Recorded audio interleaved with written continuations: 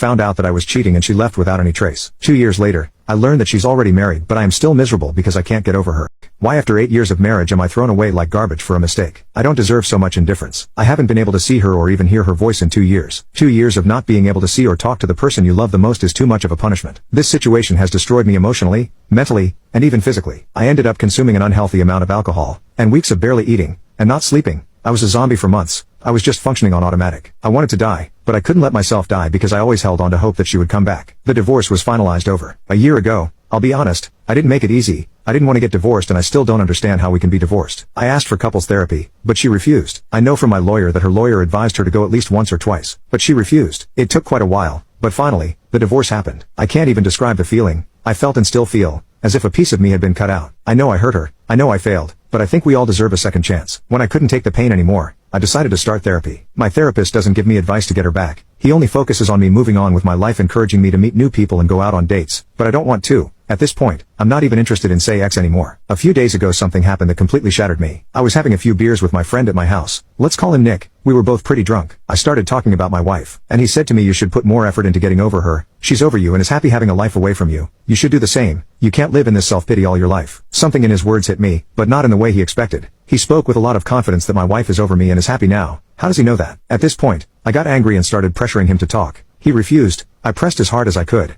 I cried. I begged him to tell me if he knew something. I needed to know something about her, until he finally told me. His wife had been in contact with my wife for the last year. They were great friends, and I remember Sabrina, my friend's wife, being very sad about losing contact with my wife. The thing is that my wife went to live in Norway, got married to a guy there, and is about 7 months pregnant. I felt like dying. I literally felt like dying with this information. How could she do this to me? How could it be that, while I was crying, getting drunk, missing her, and wanting to die every day, she was happily on the other side of the world, getting married, effing, and getting pregnant by another guy? How could it be that she didn't have a child with me in many, many years, to the point that I thought she was infertile, but she got pregnant by this new guy so easily? Where did this guy come from? I have no answers for absolutely anything, and I feel like I can't go on with my life without these answers. The only thing I can think of is that she had revenge intimacy with the first Norwegian guy she came across and got pregnant and decided to keep the baby. Maybe she got married because she wanted to stay in that country legally, and I guess like in most countries, getting married is a good option for that. I don't know. These thoughts are unaliving me. I refuse to think that she is in love with him.